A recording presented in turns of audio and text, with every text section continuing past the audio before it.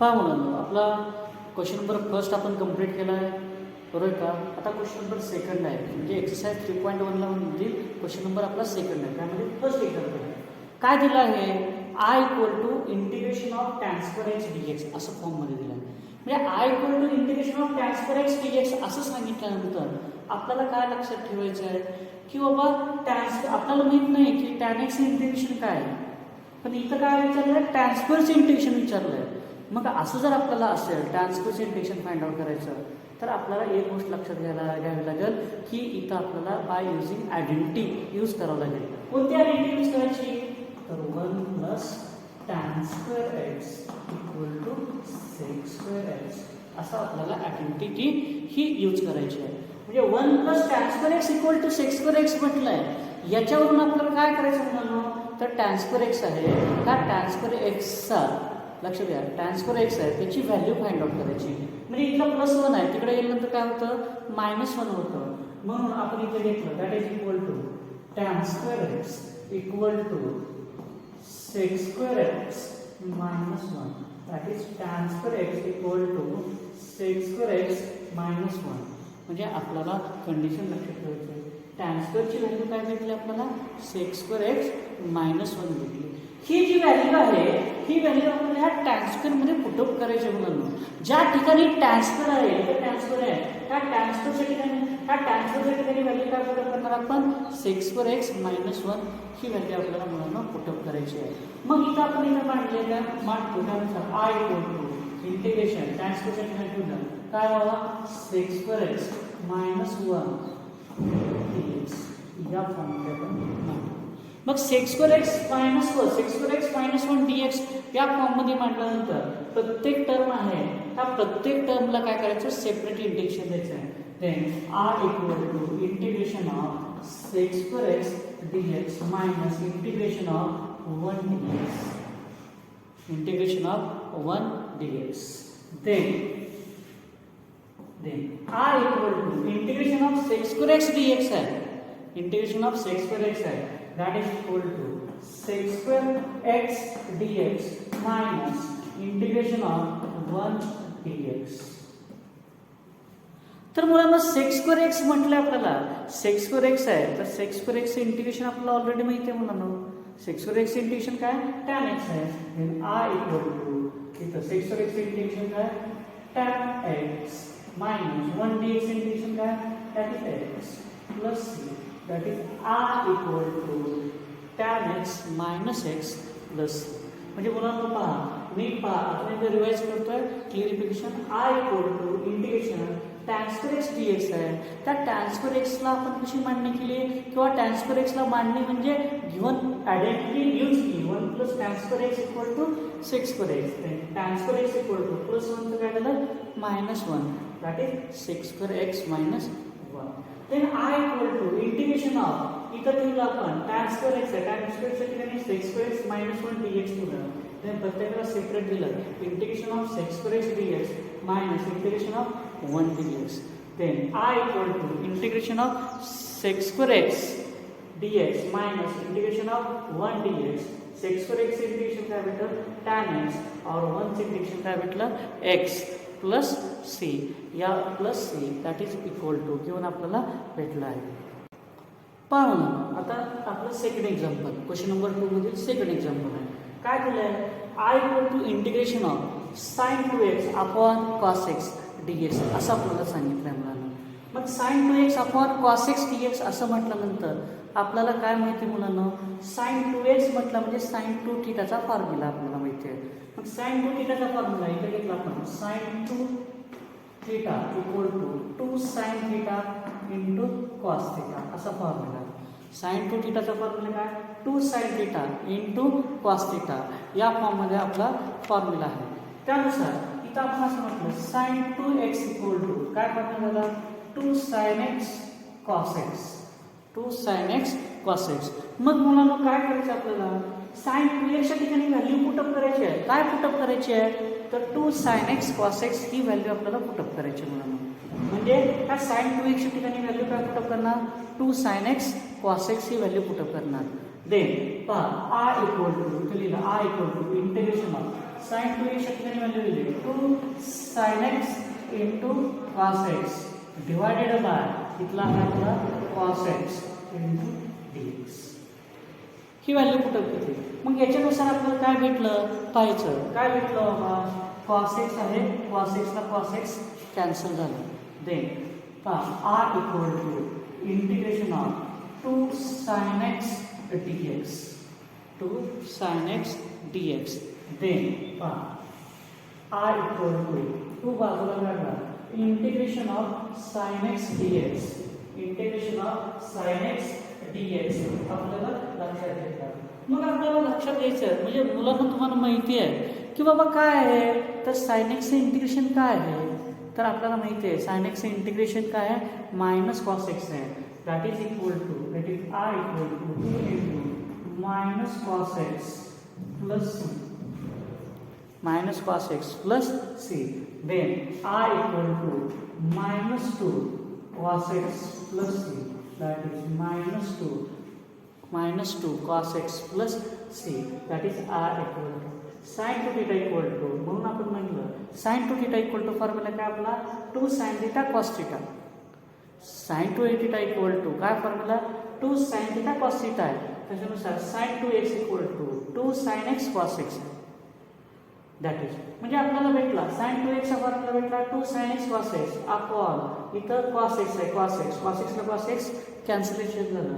I equal to integration 2 sin x dx 2 बाजूला घेतला आपण 2 integration of sin x dx आहे integration of sin x dx आहे. पहा then I equal to 2 integration of sin x dx आहे 2 sin x integration काय भेटलं minus cos x plus c then plus into minus that is minus 2 cos x plus c. ह्या गोष्टी आपल्याला लक्षात घ्यायच्या. पहा गिवन क्वेश्चन मध्ये आपलं काय थर्ड एक्झाम्पल आहे. हे थर्ड एक्झाम्पल कसं लक्षात घ्यायचं I equal to integration sine x upon cos square x dx आहे. मग integration of sine x upon cos square x dx असं म्हटल्यानंतर हा डिनॉमिनेटर जो कॉस स्क्वेअर आहे त्या कॉस स्क्वेअरला आपल्याला मांडणी करावी लागेल. कारण का असं जर विचार केलं तर साइन आणि कॉस आहे डायरेक्ट आपण टॅन पण मांडता येत नाही आपल्याला कारण sign x upon cos square x आहे. मग आपल्याला इथं मांडताना कसं त्या कॉस स्क्वेअरला स्प्लिटअप करावं लागेल.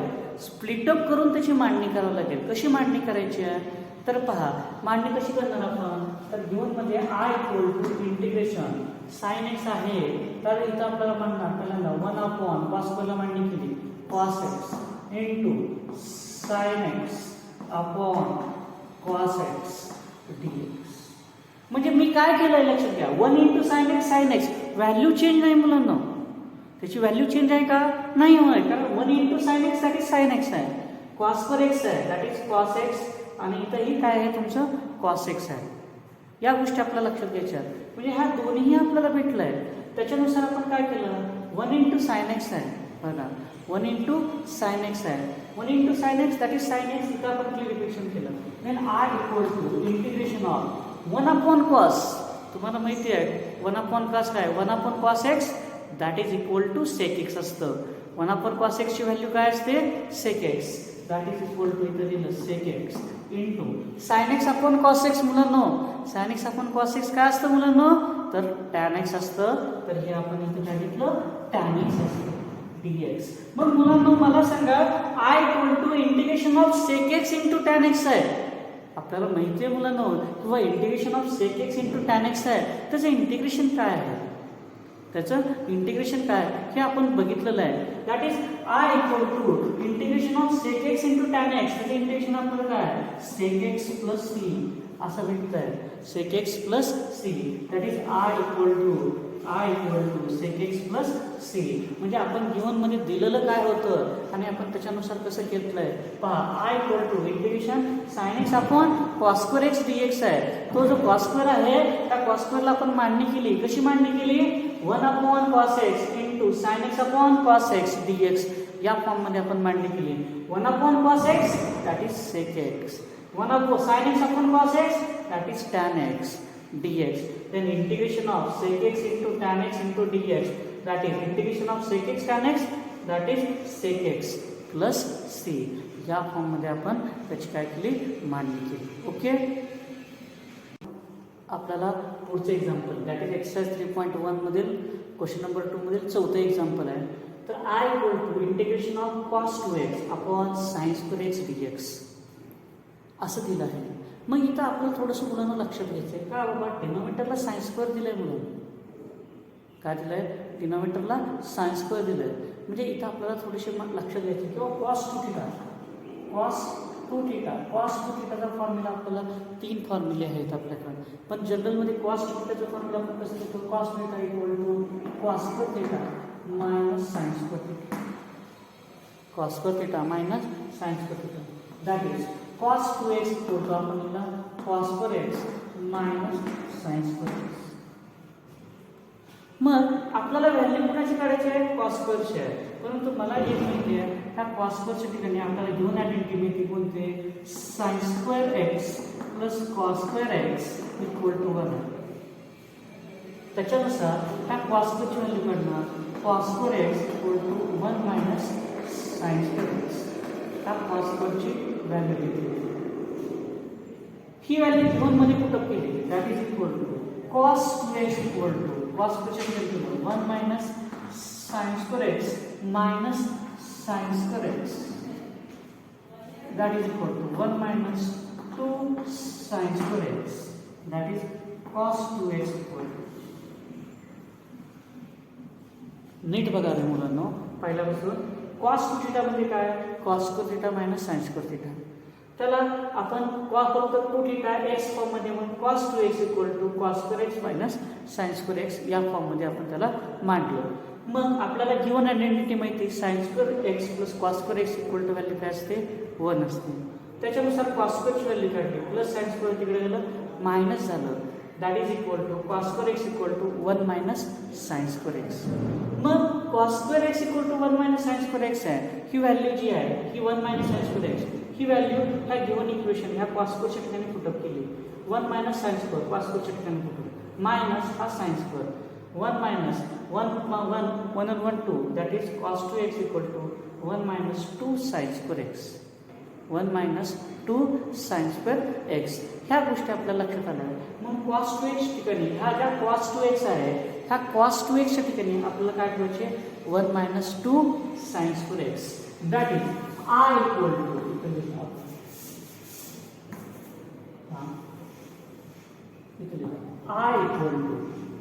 I इक्वल टू आपण इथं व्हॅल्यू मांडायची आहेत आपल्याला. I equal to integration cos 2x च्या ठिकाणी 1 minus 2 sine square x, 1 minus 2 sine square x upon sine square x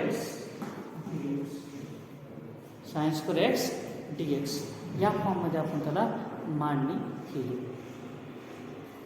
पहा मुलांना, तर 1 minus 2 sine square x upon sine square x आहे, त्याला डिनॉमिनेटर दिला आपण, प्रत्येकाला छेद हा साइन स्क्वेअर x आहे सेपरेट दिला, 1 upon that is sine square x minus 2 sine square x upon sine square x dx या फॉर्ममध्ये.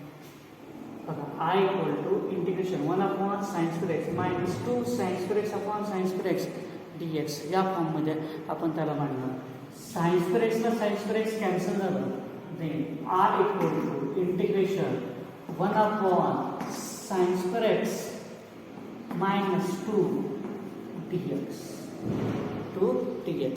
प्रत्येकाला सेपरेट इंटिग्रेशन द्यायचं आहे, परंतु त्याच्या आधी I equal to integration 1 upon sine theta, 1 upon sine theta इथं बाजू येतो, 1 अपॉन साइन थिटा म्हणजे काय असतो, cosec theta, 1 upon sine square theta that is cosec square theta या फॉर्ममध्ये असतो. म्हणून आपण इथं 1 upon sine square theta that is equal to इथं लिहिलं cosec square theta minus 2 dx, cosec square theta minus 2 dx. Then I equal to integration इथे घेतलं cosec square theta, cosec square theta नाही, cosec square x minus 2 integration of dx.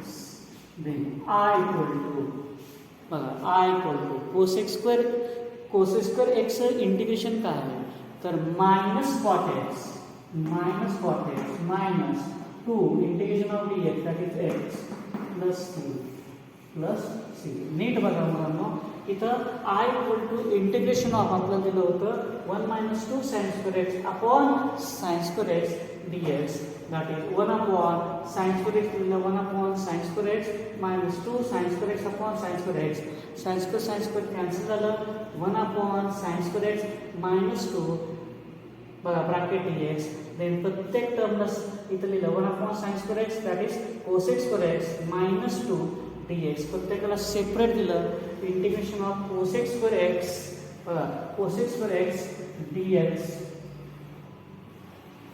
cos square x dx minus 2 integration of dx cos square x integration minus cot x minus 2 dx आपल्याला value भेटेल x.